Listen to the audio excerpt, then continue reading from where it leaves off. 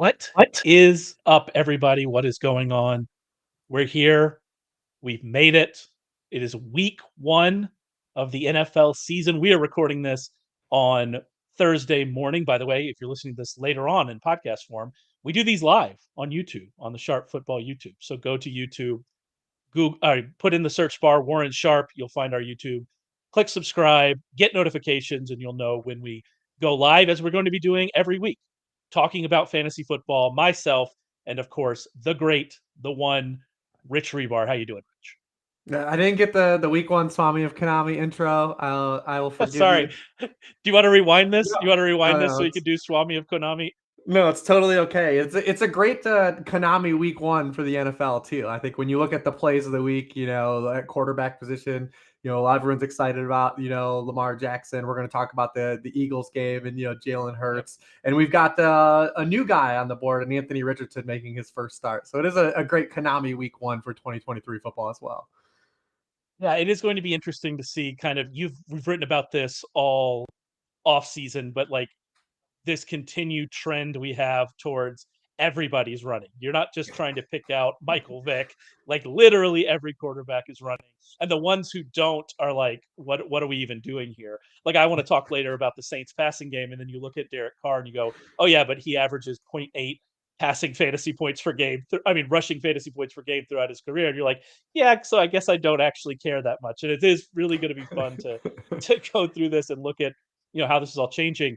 And then I think, more importantly, just look at all of these ideas we had, all these thoughts we had, all of the things that we've written, all the hundreds of thousands of words that we've Yep. written in the off season about this coming up NFL season. And for them almost all to be proven wrong this weekend, it's just going to be wonderful. It's my favorite thing in the world. Just week two is a complete reset, and I really enjoy it. Yeah, this is my favorite time of the year because I feel like as an analyst, this is kind of like where my strength lies because of writing the worksheet every week and kind of being on top of trends and how things change in the NFL. A lot of times we look at the summer and we have 6 months of takes and we're just looking at the season from a top down stance, right? Like we're looking at all the stats for a player for a full season. But very rarely do we have more than 1 to 3 players at each position that are like good from week 1 to week 17. There's going to be different pockets of the season where guys are popping and impacting fantasy lineups.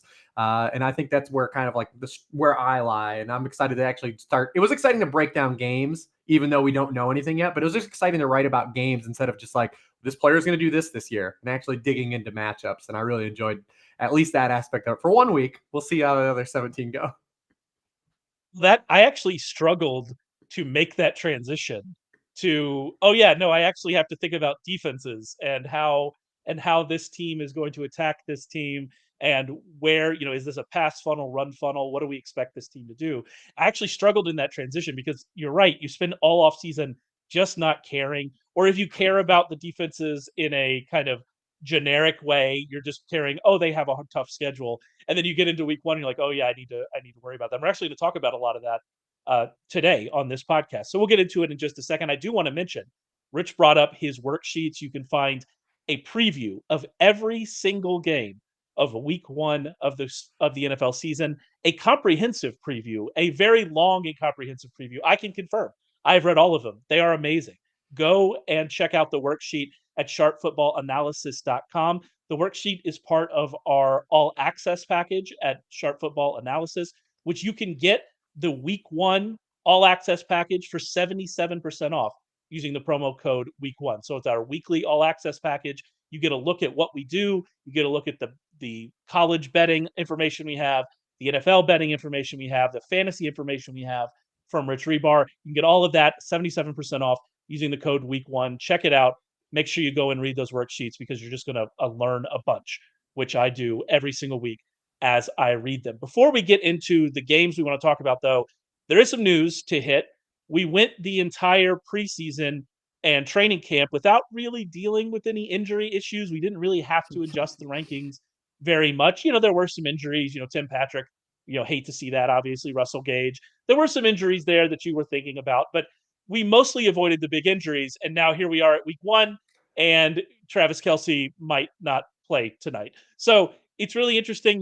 The analysis for tonight, it is what it is. If Kelce plays, I think you probably have to have him in your lineup. You have a better tight end option than that. If he doesn't, obviously that's there. But raised a good point. Like, not everybody is drafted yet. There are a lot of leagues that draft tonight. There are leagues that draft over the weekend. So if you're drafting Travis Kelce now, kind of what are you thinking to do with it? Yeah, I mean, this is the big Vegas weekend in FFPC, and those people that draft get the free look at tonight's game too. So even if you Yeah. take Travis Kelce and he only plays like 10 snaps, and he catches one pass, you can actually remove him from your lineup in those formats. So you get kind of a free look at him. That's not the case for obviously everybody, but like you said, at the tight end position, if you already have Kelce, he's just like a tough sit, because how many teams with Travis Kelce even drafted a second tight end?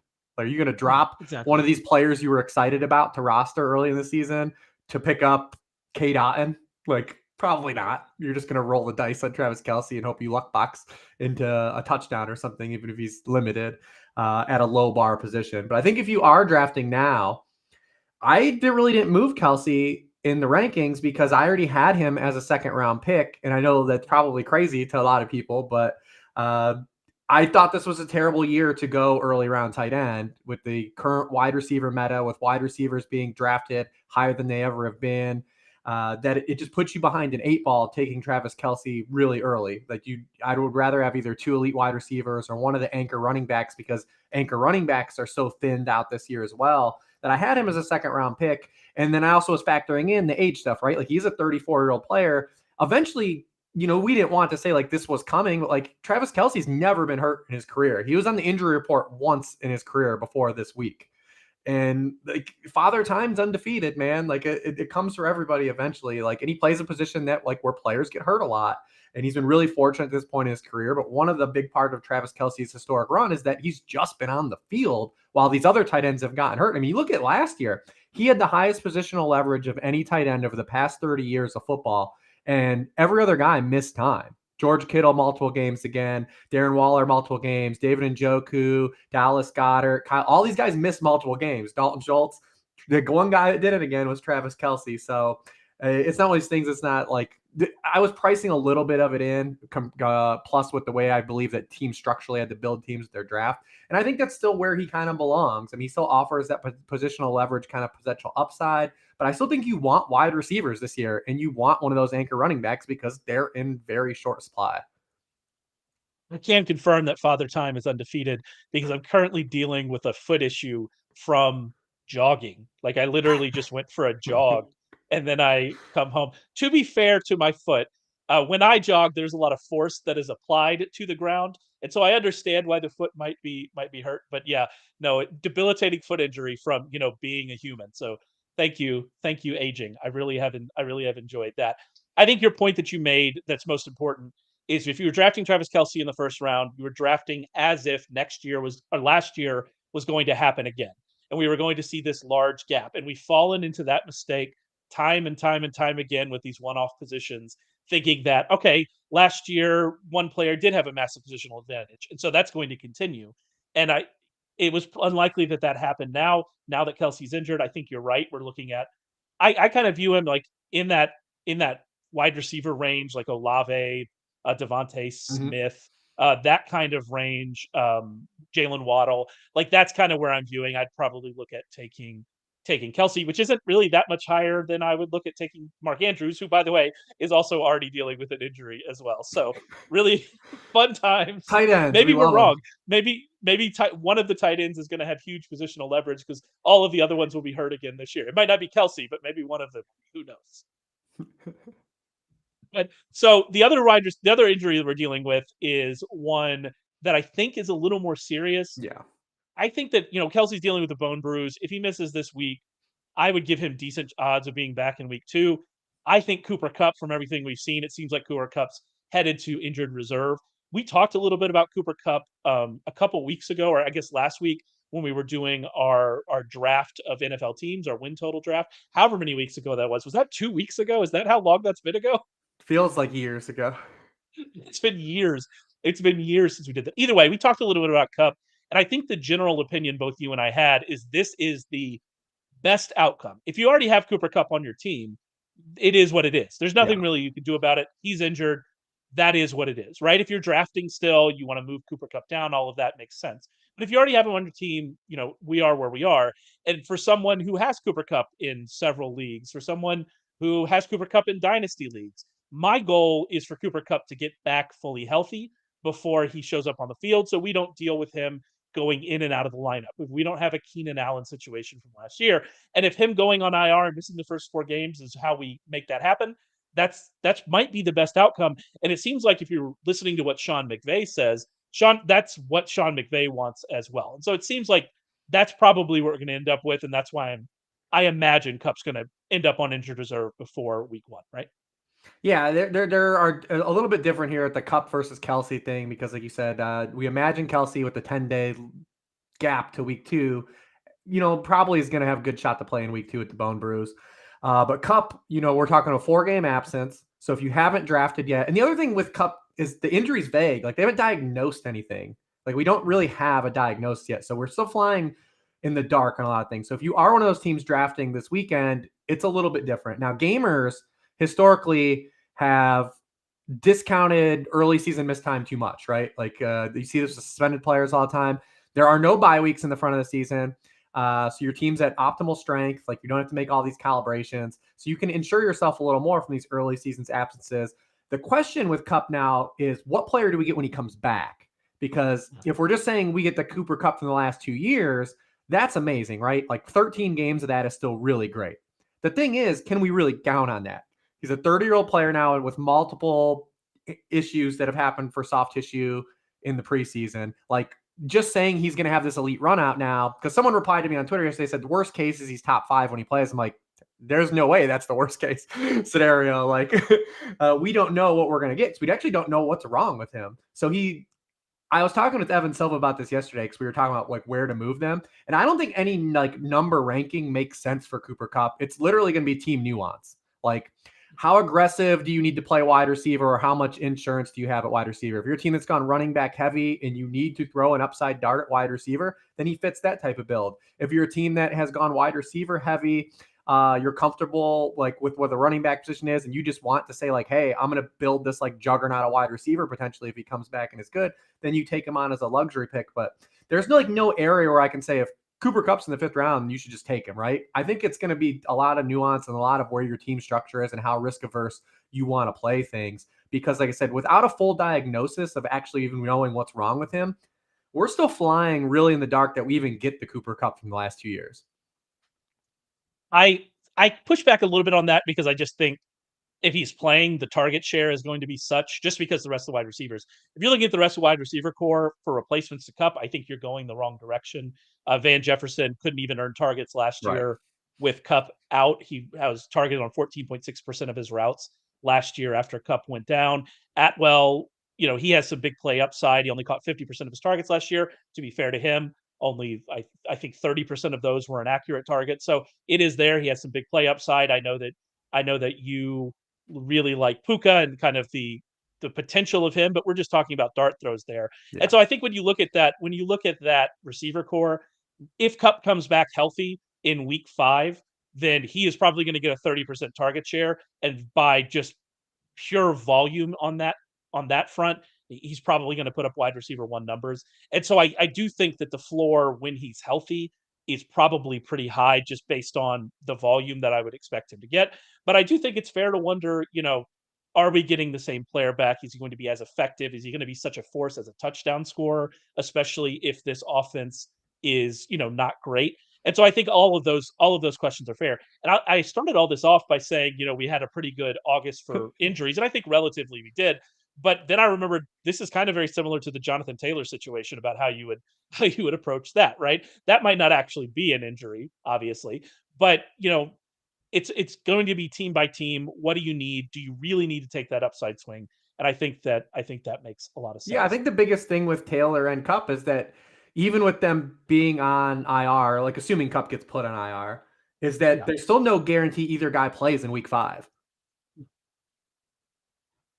Yeah, no, it's a great point. Like we don't know, especially I think your point about the Kupp injury, we have literally no idea. We don't know what's wrong with him. Like we don't really know. Yeah, like he went up to a specialist for like 3 days, and we have Yeah, no idea. hopefully it was Mr. Miyagi or someone, someone's rubbing his Somebody's legs. someone's healing him. All right, let's move on. I'm done with August. We're Yeah. finished with August. We're moving on, We got games to talking talk about. about week 1. We got games to talk about here in week 1. And what we did is we just picked a few games from the worksheet. Worksheet's available, sharpfootballanalysis.com. Make sure you go and check that out every week. A comprehensive preview of every game. And we just picked a few games, a few nuggets that we found interesting to talk about. And that's probably what we're going to end up doing every week. And the first game we have to talk about here are the Dolphins at the Chargers. And there are a couple interesting things in here. And one of those is the new Chargers offense. And that's kind of really what I want to think about and talk about. But you want to talk about the kind of Dolphins side of this matchup and what happened to them last year, what Brandon Staley was able to do that offense last year, and kind of what they might be able to change, right? Yeah, absolutely. I think this is the most fascinating game of the weekend, right? Because not only do you Agreed. have two good teams that we believe are ascending in the NFL, but you have like all these kind of like questions we want to get answered. You hinted on like the removal of Joe Lombardi from the Chargers equation, and having Kellen Moore in his first game with Justin Herbert. Like how much fire to the smoke of him actually pushing the ball downfield is there. But yeah, I think the Dolphins side is very interesting because when you look at the Dolphins in general last year, it was a tremendous season, but it was like the pockets of production came against like all these cupcake matchups, right? Like the Dolphins really only flooded one good team, and it was the Ravens. And like at that point of the season, the Ravens were yet to be like as good as a defense as they ended up being. But like Tua got like real fat over a month stretch where like they just crushed the Lions, the Bears, Can the relate. Yeah. Browns, the Texans. And then they immediately played the 49ers the week out of that stretch.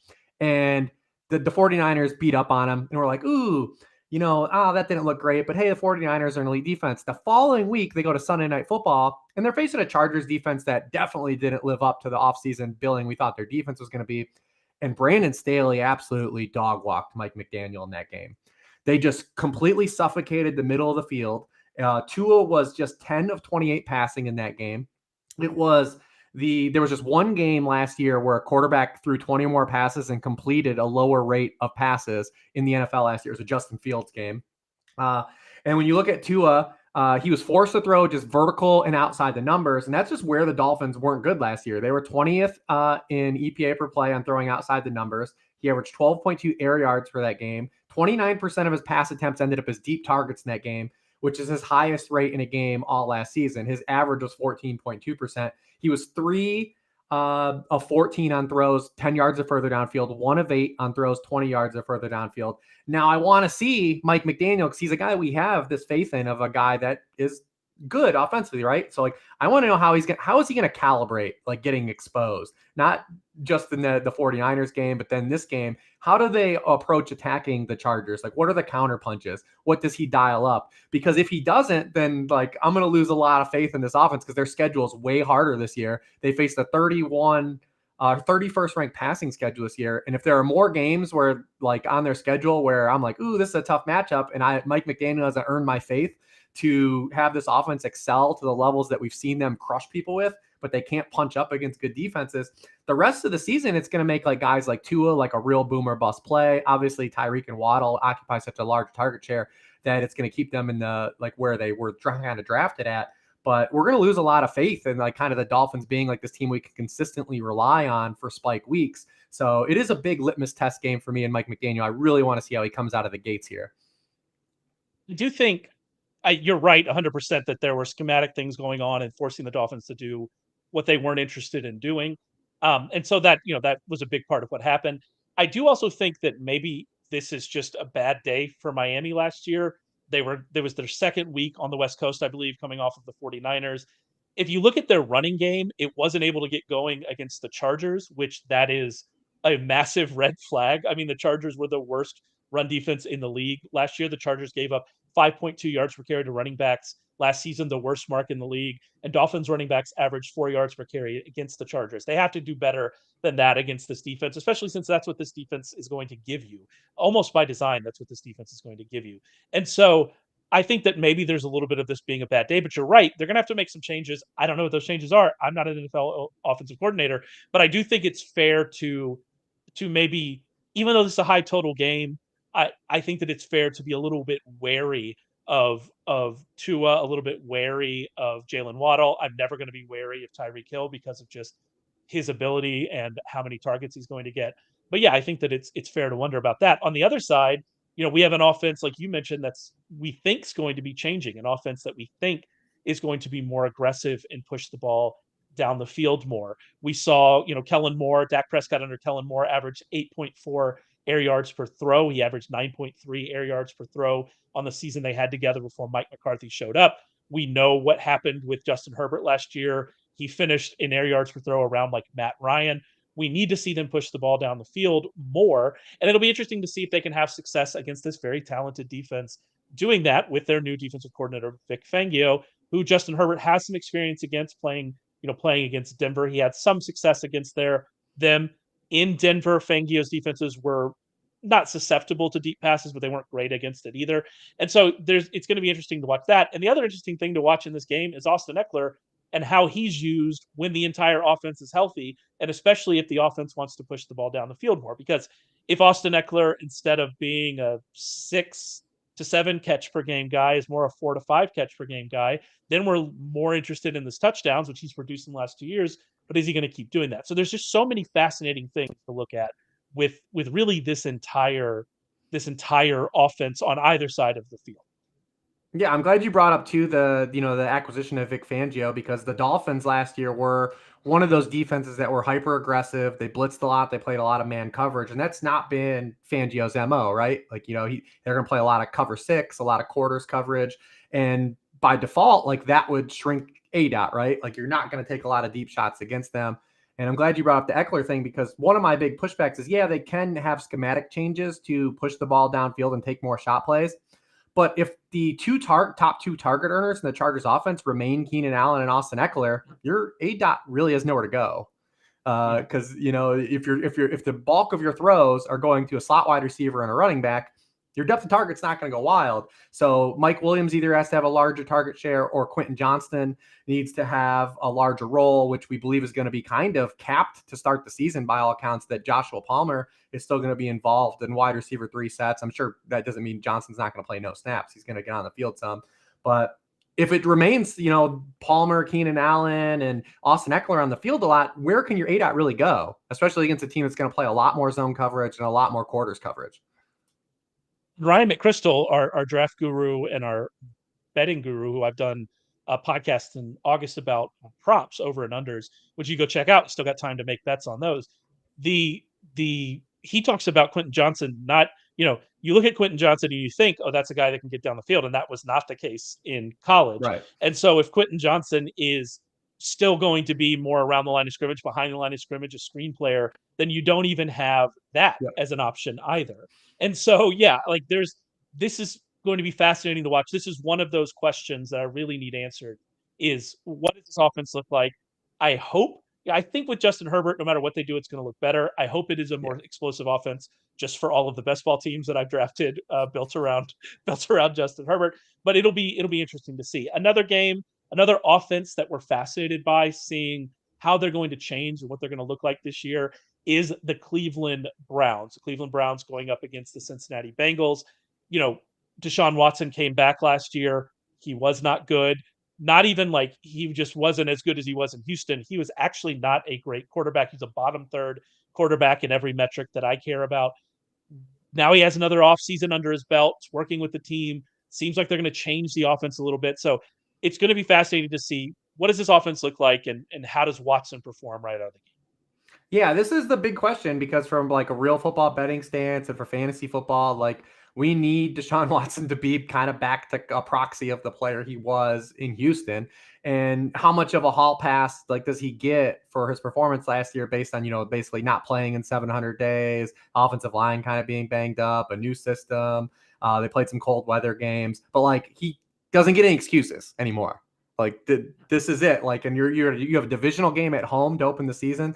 Like we need him to kind of showcase what we had. And it's not like when you look at what he did in Houston, like there's a big cultural change in offense, like the Kevin Stefanski offense versus like playing a lot of shotgun, playing a lot of empty and stuff like that. And we've seen some of that in the preseason get incorporated into the offense, where it wasn't just Deshaun Watson running the Kevin Stefanski offense. It was, some rational coaching of mixing in some things that, Deshaun Watson was comfortable with in Houston, adding that to the Kevin Stefanski offense.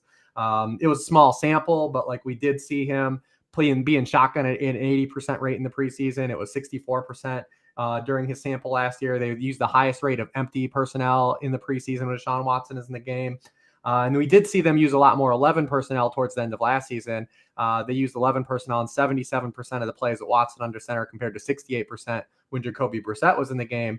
So that's kind of what we're looking at first there. And then like this game in general, like this is one of those games where you look at it on the surface and you're like, there could be fireworks in this game, especially if Watson is playing to the levels that he had. And on the other side too, you have Joe Burrow coming off of this calf injury. And he was not good against the Browns in not only his 2 games last year, but going back into 2021 as well. He hasn't been a top 12 quarterback in his past 3 games against the Browns. And those are against objectively worse defenses in terms of talent, and one run by Joe Woods, who now has been released. And, they had Jim Schwartz, who hasn't coached in the NFL since 2020 when he was with the Eagles. He did face Burrow in that season. And Jim Schwartz kind of is like one of these throwback head coaches that is also aggressive, plays a lot of man coverage and blitzes. Does he kind of adjust to kind of the current defensive meta? Because nobody does that against Joe Burrow. Nobody blitzed Joe Burrow. He was blitzed on only 15% of his dropbacks last year, by far the lowest rate in the league. And when teams did blitz them, they got shellacked. He had a 12.9% touchdown rate against man coverage. So I'm really curious to see kind of the element too of adding Jim Schwartz. But the Browns have a lot of talent. And it's going to come together based on, this defensive scheme changing and then the play of Deshaun Watson. Glad you brought up Schwartz, because that's another thing in this game. Those Eagles teams under him finished, I believe, top 10 in man coverage pretty much every year under him. And as you mentioned, Joe Burrow slices and dices man coverage. And you wonder, well, why did he struggle against the Browns, against the worst defense? Well, they played a lot of zone, and against zone, he has not been as good in his career. Burrow has averaged 8.6 yards per attempt and a 9.2% touchdown rate versus man in his career, by the way. That's throughout his entire career. That is a wild touchdown rate. And then against zone, it's been 7.6 yards per attempt and 2.7% touchdown rate.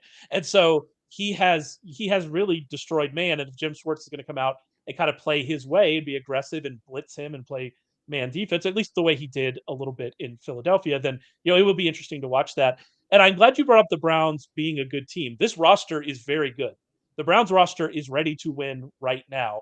And it all depends on Deshaun Watson, because they're going to have to be very good to make the playoffs in this division, which I think is probably not the best division. That's probably the AFC East, but probably the second best division in football. Every single one of these teams is a team I can make a case for being in the playoffs. And they need Watson to be good. And we're going to get our kind of first look at this. I will say, the Bengals secondary is unproven. They've got talent back there, but it's a lot of new faces back there. So it'll be interesting to see how that goes. Yet another offense that we're wondering, what is this offense going to look like? There are lots of these questions in week 1. That's what makes week 1 fun, is that we go through the entire offseason, we make our predictions and we think about what we think is going to happen, but we literally have no idea how this is all going to work out. What I will say is, when we're talking about the Denver Broncos and their offense and what we think it's going to look like, those other 2 teams, we got some signs that, okay, this might be fine. This might be okay. What we saw from the Broncos in the preseason did not fill you with a lot of confidence that we're really going to see this turnaround. And I'm very worried about what this looks like. Yeah, I mean, we're hoping that like Sean Payton was going to be the one to kind of turn this around, because I think how bad Nathaniel Hackett was, like, really kind of fell on a little bit of the sword for how bad Russell Wilson has not only played last year, but going back now for 2 years. Because when you compare what the Seattle offense in 2021 looked like with Russell Wilson and then with Geno Smith, we've got kind of like this running kind of sample now where the way Russ plays is not really conducive to the way the current defensive meta is that we keep talking about, right? Like last year, I mean, he was second in the NFL in deep passing rate. He was 27th in throw rate between the numbers. He was 26th in short throw rate. Like, Russ is a big game hunter, and that was not really what Sean Payton's offense was. Obviously, he had Drew Brees, whose strengths of the game lined up with that. So But where's like the marriage of Sean Payton's offense and Russell Wilson kind of come to be? And this preseason did not really, like you said, provide any like real great like relief of any of those questions we had. I mean, Russell only completed 52% of his passes, again, small sample, 22 dropbacks in the preseason, but we still do want to see some initial things because we want to catch some flop lag, right? Like the Broncos are this team that shows up in all these regression articles that I did all off season to be like a bet to score more touchdowns, to be more efficient. But if they're just like better than bottom of the league, and we're still talking about like they like moving from like 30th to like 24th, like sure, that's improvement, but it's not the kind of improvement we can make any money on in fantasy football or really even the betting world. So we need to see this offense be a lot better than what they showed us in the preseason. And they have a matchup to do it, right? Like this Raiders defense has not made really a lot of really good acquisitions this offseason. And it's a defense that wasn't very good last year. They have some good pass rushers, but their primary additions on defense were Marcus Peters and Marcus Epps. Like those guys aren't moving the needle of like anything to turn around a defense. So there is opportunity, I think, here, especially from like a DFS perspective, like to catch the Broncos at a spot where like no one's really going to believe in them until they see it. So like tournament stuff, like they kind of do stand out. Like this game could be more fun than people think, because the other side of the coin is, as much as you want to get on Josh McDaniels, the head coach, because he is a donkey sometimes, the head coach, the dude can coach some offense. And we saw it last year when is good. Derek Carr had the worst year of his career, and they're a top 5 team in scoring rate per drive. You go back the previous year, he had rookie Mac Jones, and the Patriots were a top 8 team in scoring rate per drive. And then what he coaxed out of the Cam Newton offense, like hitting Cam Newton's last legs the year before, like he can coach some offense. So there could be like this game has sneaky potential to be good though as well. The only thing I worry about in this game, because you're right about the Raiders offense. The only thing I worry about, well, the two things I worry about. First of all, I still think Denver's defense is good. They've lost, they lost some talent over the offseason. Dermont Jones, I think, most notably. But I still think this defense is good. And you also worry about pace in this game. I mean, the Raiders were a slow paced team last year. Sean Payton's last couple of years in New Orleans, when he had, an end of career Drew Brees, and then, some, Trevor Siemian, I think, started games. Ian Book started games in that run. That team was not as, pass happy and not as high pace as maybe the Sean Payton teams that you remember. And so I would worry a little bit about pace in this game. But I do think that the opportunities here for the Broncos to score a lot of points against a defense that is vulnerable. And then if they do that and the Raiders have to push, the Raiders offense is good enough. Devontae Adams obviously is there. Josh Jacobs destroyed the Broncos last year. Josh Jacobs is going to obviously be there as well. So they have the offense to kind of push this. And maybe this is a game that shoots out that we don't expect to. But I would worry a little bit about pace, and I just worry that maybe the Broncos, maybe this is it. Maybe Russ is cooked. Yeah, I think all three of the games we talked about are like that, right? Like you can make the pro side and the downside case for both, and that's what makes them kind of like the boomer bust kind of DFS style of games. I wonder, is there a way for us to bet on Jarrett Stidham making starts this year? Is there a way that we can I figure that out? Like, is there a, I don't think I can bet on that like officially, but there might be, I guess you'd take some unders on Russ. I guess that would be, that's how you have to play it. Yeah, that would be the play. I don't think that's such a bad idea. One more thing from this game though, because I think it's interesting. What are we doing with Javonte Williams? I mean, Sean Payton came out yesterday and said that he will have a quote unquote big role. What does that mean? Right. Coaches lie. Sean Payton specifically. Like, what do we do with Javonte Williams? I don't know. Yeah, I mean, from your days, the Roto World blurbing days, like when you get quotes like this, like obviously you're going to run them, but like it's a completely vague, like there's no number attached to anything. Like have a large role there's like no absolute like anything we can quantify with that. I'm still going to take like a kind of more wait and see approach with Javonte Williams. I think if you're on a team, you probably draft him as like your RB3 or like you got some insulation. I still think that Samaje Perine's going to play passing downs. Also, I mean, Jaleel McLaughlin got like a ton of buzz like all preseason. Yeah. And so like I wouldn't be surprised to see him get a couple touches in this game. So I don't know. And like you said, there is overall downside for this offense still. Like what if it just is bad still? Like what do we get? So I think he's more of like a volatile flex play. I'm going to take more of a wait and see approach. Even despite whatever vague number he put attached to it, what phrase he put towards it. Those are my two favorite coach things. Is the Yeah. first is just a vague big role. The second is that they predict that a running back's going to get 25 carries, Yeah. which Which nobody just does. doesn't. No, it just doesn't happen. And so it's those are my two favorite coach things. A Where are you on the reminder. phrase pitch count for NFL?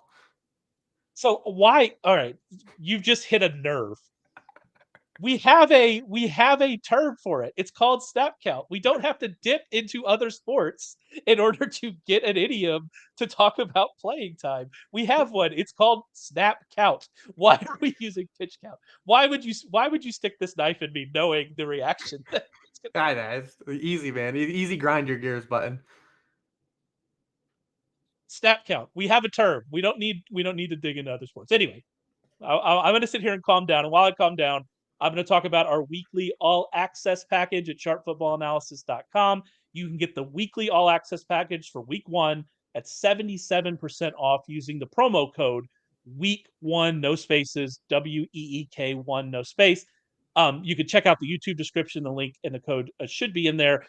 You can go to sharpfootballanalysis.com, check that out. With this all access package, you get all of the fantasy football content. So you get all of Rich's worksheets, you get all of Rich's rankings. You also get our college football bets, you get our NFL bets. There's a ton there. It's only 1 week. You can try it out, see if you like it. 77% off. Make sure you go and check that out. And by the way, if you're listening to us on a podcast, we are doing these live. We will be doing these live every Wednesday. Go to YouTube, search Warren Sharp, hit the like button on the page, hit the subscribe button, hit the announcements button. Make sure you find out when we're doing these. You can check these out live. You can ask questions in the chat, and we'll have a lot of fun doing these all season long. All right, let's move on to a few games that I'm actually interested in. And the first one is the Eagles at the Patriots. And there are kind of two things working here. The first one I don't have an answer for, and that is, what is this Patriots offense going to look like with an actual offensive coordinator? They still have the same problems they had last year. They still have questions on the offensive line. They still have questions with their receiving core and who Mac Jones is actually going to throw the ball to. We don't know what the split between Stevenson and Ezekiel Elliott will be. It will be fascinating to watch that. And I guess maybe the question for you is how not excited, but like how much confidence do you have in this offense?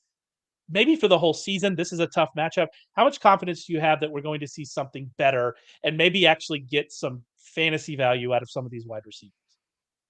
I mean, again, it's like a thing. I expect it to be better, but to go to where is the Yeah. question? Because you said you hit it on the head. It's the surrounding players, right? Like it's the talent level of the players. Like we don't know when Juju Smith-Schuster's knee is going to explode. Now they've said, what is Devontae Parker more than he's been his entire career, right? Like Kendrick Bourne. There is a little bit of like late tight round buzz, like around Hunter Henry to potentially be like a touchdown or bust guy like he was 2 years prior. But remember, Hunter Henry wasn't like good in any other aspect outside of catching touchdowns in 2021. So like, what do we really get? And then you talk about Mac Jones, like he's another one of these quarterbacks that doesn't move. Like you're not getting any Doesn't rushing move. production. So from fantasy, like what's the ceiling for any of these guys? I struggle to see any like spike players in this offense, and that's the real kind of crux of the problem. And then you kind of hit like something on earlier, like the AFC East has like an amazing, daunting rogues gallery this year of opponents. Not only do they Yeah. play each other, but they face the NFC East, which obviously they're starting with an Eagles matchup, and the Eagles have some stuff in motion. Obviously, they have Jonathan Gannon leaving. They lose both their safeties. Is there an opportunity for some stuff? Like who's taking advantage of that in this Patriots offense is my question. So I do believe they'll be better, but is it really going to give us any individual pieces or just the offense going to be better? Yeah, I kind of have been drafting that way. I mean, Stevenson, I still, especially once Zeke signed, I still think Stevenson's going to be the lead back. Mm-hmm. Devontae Parker late in best ball because you don't have to try to guess when he's going to get a long play and a touchdown. Like that's worth something. But yeah, like it might not matter. They might be better, and it might not matter both from a fantasy perspective and from just a real life NFL perspective. Even if this defense is good and it has been good and it probably will remain pretty good, the offense gets a little bit better, you're still in a division that probably has 3 better rosters than yours. And so it's just it doesn't really matter, and that's kind of a tough spot to be for a team to get better and for it not to matter. I support a soccer team called Aston Villa who's better this year, and it doesn't matter. And I can tell you as an Aston Villa fan, it hurts. So I'm with you. I'm with you, Patriots. I'm more interested though in the Jalen Hurts side of this because you and I have talked about this a lot over the offseason about how we expect this passing game to throw more this year, both because that's what they wanted to do last year. If you look at their splits last year and how they attacked when the game was still close, they were a heavy team. They just didn't have to throw in the second half, and we think they're going to have to throw in the second half this year.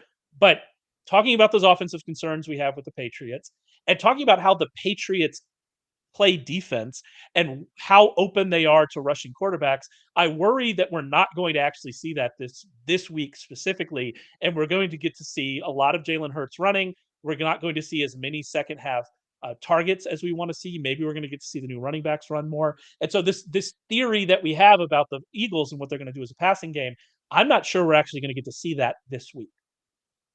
Yeah, that's kind of the question is one, how much the Patriots can score. And they are getting some, steam, right, to cover this game, which is at least hopeful for us, right? Like the Patriots are Yeah. getting a lot of buzz.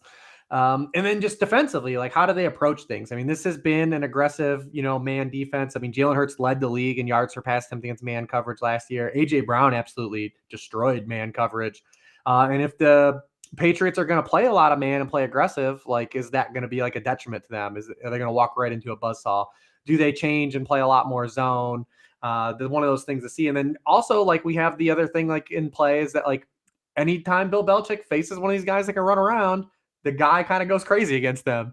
We saw it again last year with Lamar Jackson and Justin Fields. Like, is it going to be a situation where Jalen Hurts is just going to be able to kind of do his thing? Because for some reason, Belichick has never adjusted to like slowing down like mobile quarterbacks. It's one of the weirdest things, like over like his tenure as like one of the greatest defensive mind, basically of our time.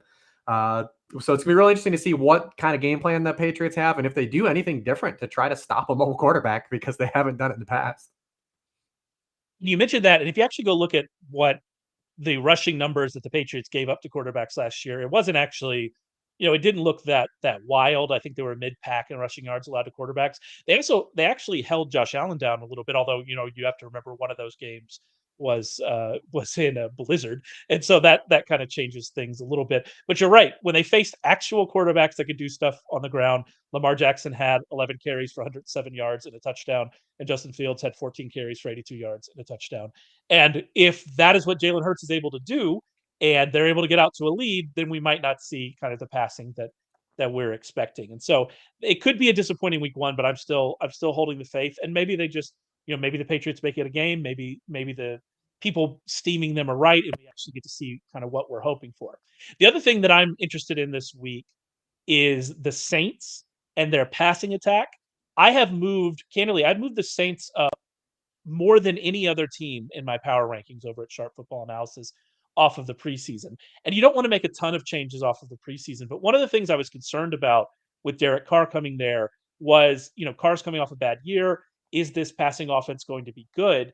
And then you brought this up to me, I guess it was probably in July, maybe, talking about how the Saints passing attack was actually good last year. And if you go back and look at the numbers, it was efficient with Andy Dalton as the starting quarterback. Now they get in Derek Carr. I think Derek Carr is probably better than that. And then you look at what happened in the preseason. Derek Carr dropped back to throw 8 times. It was only 8 times. So we're not going to read too much into it, but he completed 6 passes for 70 yards, 8.8 yards per attempt, and a touchdown. I think that this Saints passing attack might just be good. It might not matter for Derek Carr because he's not going to run a lot, but it could matter for Chris Olave. It could matter for Michael Thomas if he's healthy. And this matchup that they're going into, this is a pass funnel Titans defense. At least it was last year, and I think their front seven is still very good.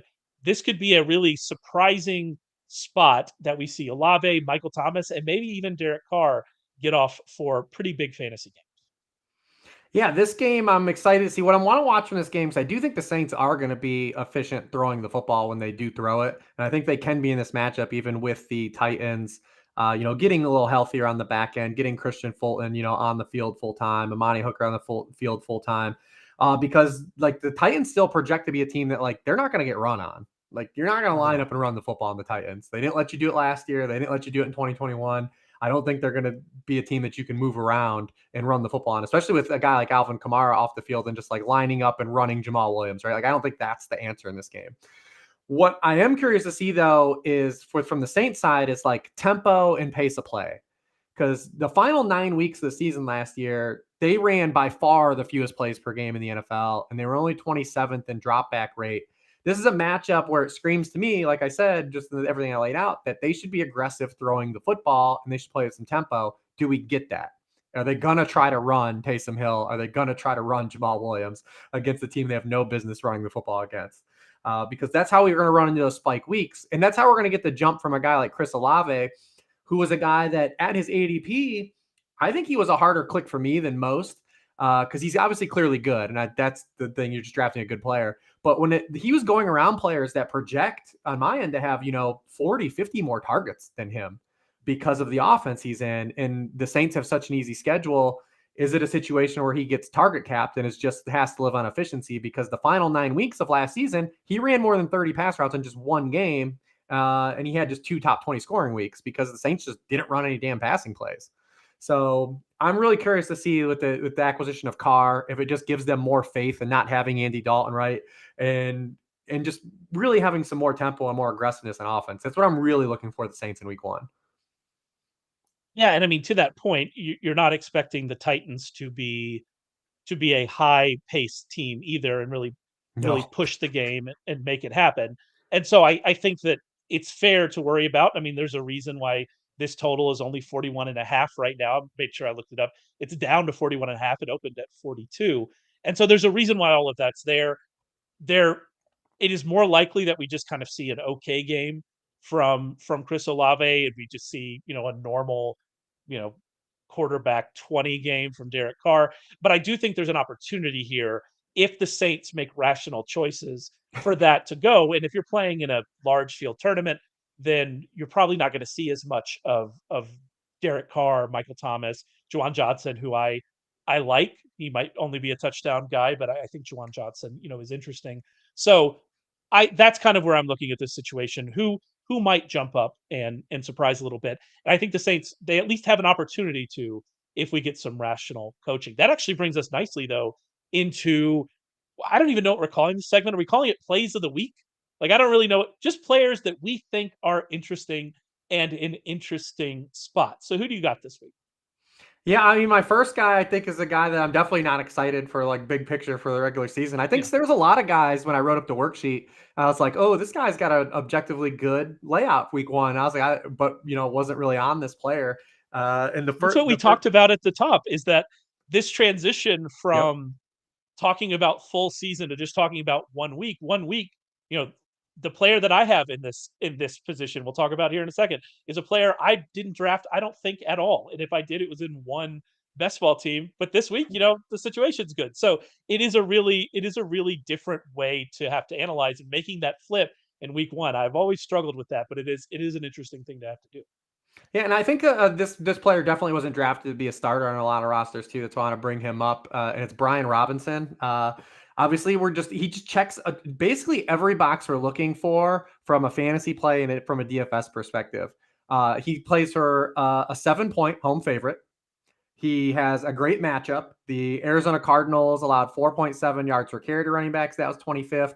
They allowed 15.5 rushing points per game to backfields. That was 25th. So he's got those two things working for him. Then you talk about it. We carry that over into like a DFS perspective. He's absolute leverage off of Sam Howell, who's going to be the most highest owned quarterback on DraftKings because he is $4,900. And he's also direct leverage off of what's going to be the most popular running back on DraftKings that has the highest projected rostership right now, and Jamal Williams. They're the exact same price. And we just talked about it. We don't really believe the Saints should line up and just run Jamal Williams in that game. So he is all those things working for him. And then there was a little glimpse in the preseason of hope because he caught 5 passes on 17 pass routes from Sam Howell in the preseason. He had just 9 catches and 83 pass routes as a rookie.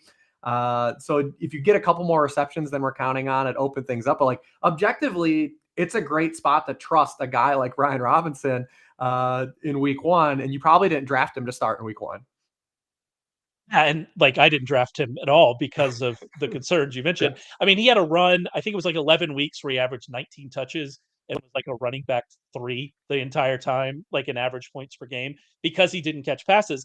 But if he is actually catching passes and he's splitting that work with Antonio Gibson, as well as splitting the goal line work, which is another reason why Robinson didn't score a ton of points, is you think, all right, he's the early down guy, he's going to get the goal line work. But if you look at it, they were kind of sharing in those regards. But if he's sharing getting more catches, then that changes things. And you're right, this is the game script. This is the matchup. And that's actually why I'm in on my guy, J.K. Dobbins, because J.K. Dobbins is a player I have a question his role for the full season. I kind of question what he's going to be able to do fantasy wise because he just doesn't catch passes, and Lamar Jackson doesn't target running backs. Lamar is targeted running backs on 15.2% of his career throws, which is very low for quarterbacks.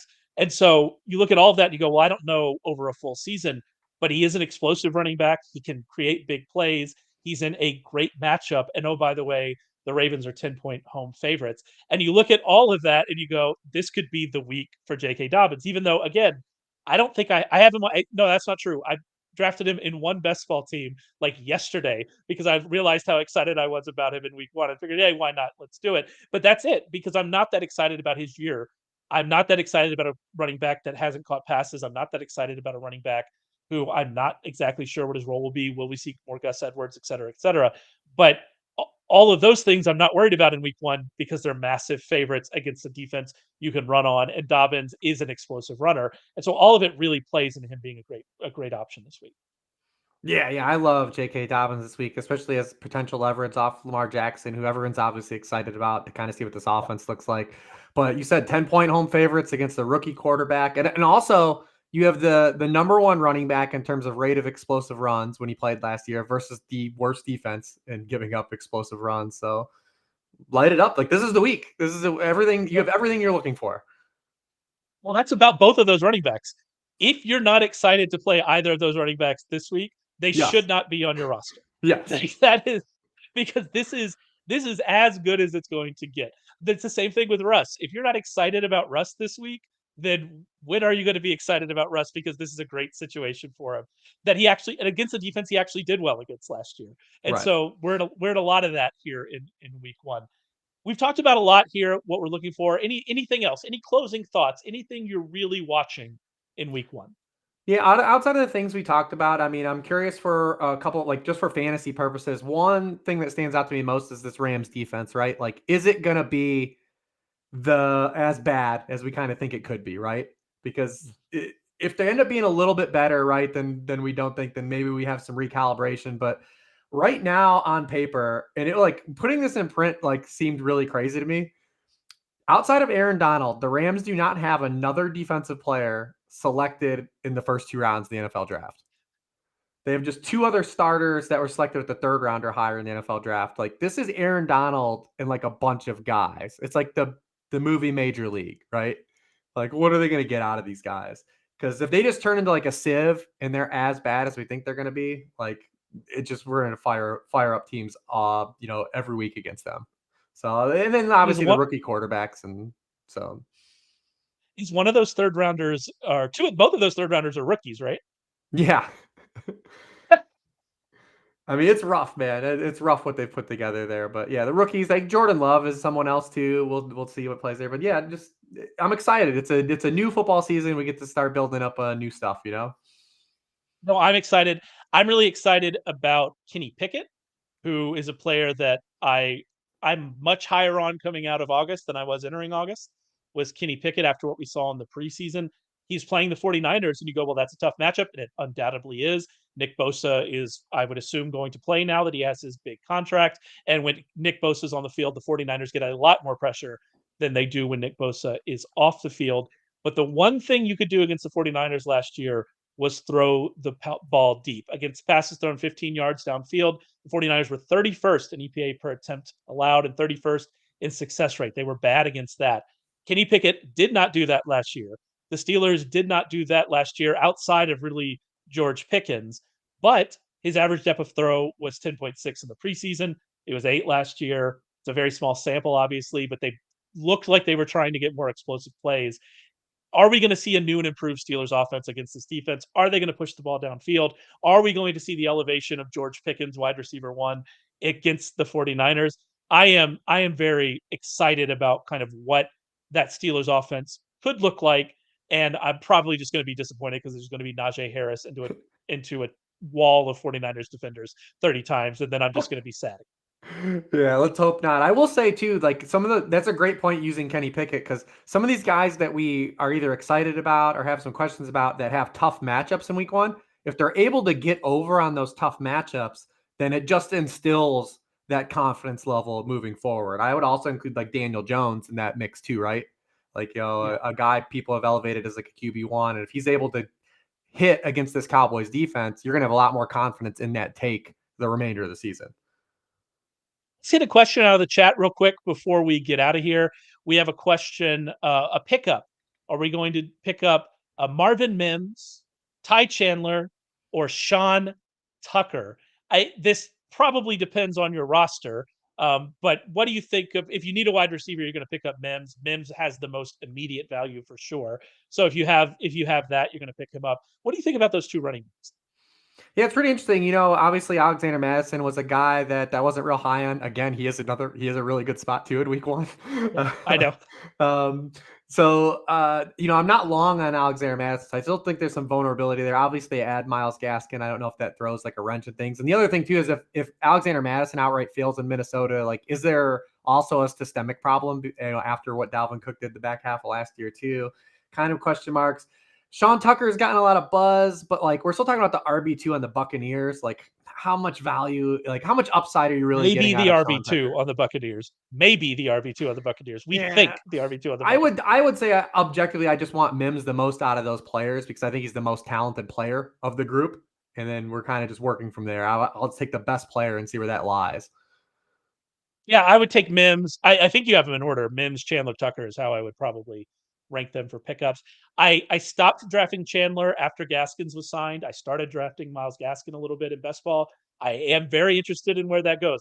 Myles Gaskin has been a starting level NFL running back in his career. He did it with the Dolphins. He wasn't terrible. I'm interested in where that goes, especially if Alexander Madison struggles. So it got me a little bit lower on Chandler, but still there it is. All right, that's it for us. We got to get out of here. We'll be back next Thursday to talk about week 2 and talk about all the things we got wrong in week 1. Mm. Make sure you go to sharpfootballanalysis.com, read Rich's worksheet. Remember, you can get the all access package for 1 week using the promo code week1 for 77% off. That includes Rich's worksheet. So make sure you go and check that out. And we will be back to talk to you next